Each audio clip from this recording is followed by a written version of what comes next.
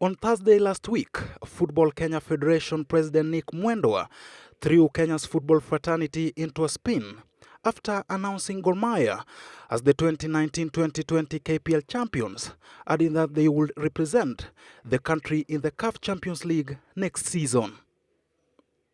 The shock announcement found football fanatic unmarked, with the KPL fans now wondering, is Gor Mahia champions or not?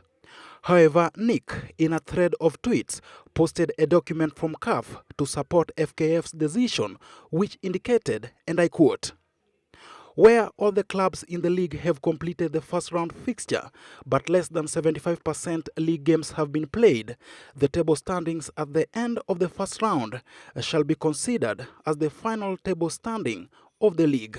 End of quote. CAF have come to us.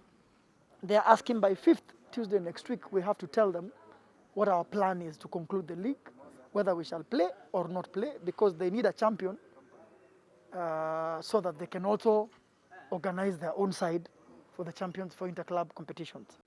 His tweet announcement, however, did not last an hour, as the Kenya Premier League CEO Jack Oguda dismissed it by a letter addressed to the Football Kenya Federation, saying, and I quote, "It is too early to consider the effects of COVID-19 pandemic on Kenyan football as case of force majeure.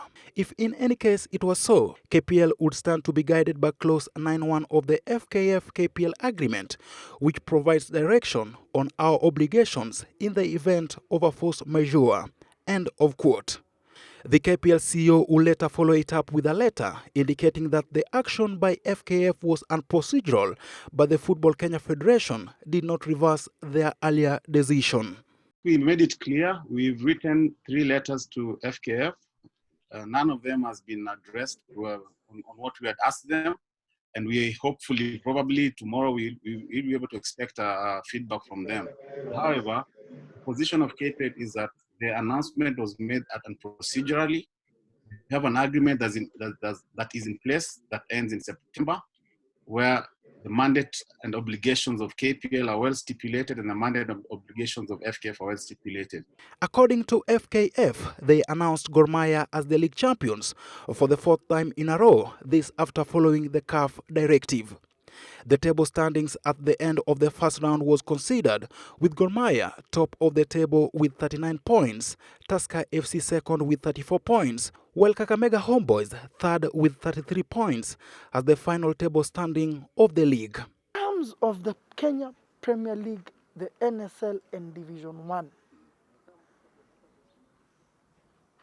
each of those leagues had not played 75% of matches.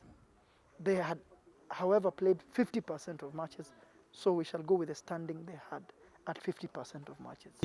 Fans have been asking us, are Gor Mahia champions or are they not champions? What should we tell them?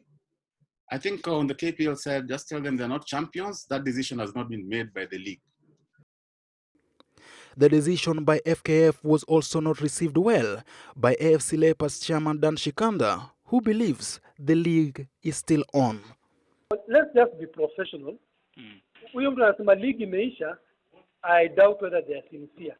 Ligi imebakisha mechi 9 na we are praying that we overcome this pandemic so that we can actually complete our league.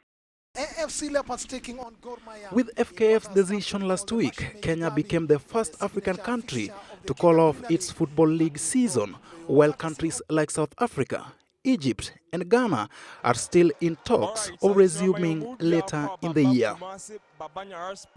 If FKF decision stands, then Gor Mahia are the 2019-2020 KPL champions. This after all the clubs in the league completed the first round's fixtures. Tusker's Timothy Otieno finishes the season as the league's top scorer with 15 goals. And finally, Nairobi City Stars and Bidco United have been promoted to KPL. However, on the other hand, according to KPL, Gor Mahia have not yet been declared the 2019-2020 champions. KPL action is suspended indefinitely due to coronavirus pandemic, and decision of crowning KPL champions will come after a stakeholders meeting. The cancellation of the league and announcing of the league's winner will come from the league CEO Jack Oguda. And finally, according to KPL, no promotion or relegation has been done. With the tug of war between KPL and FKF getting into a new stage this week, the future of Kenya Premier League's lasting solution, as much as ending the league or resuming is concerned, hangs on the balance. Chris Migwambo, Switch TV.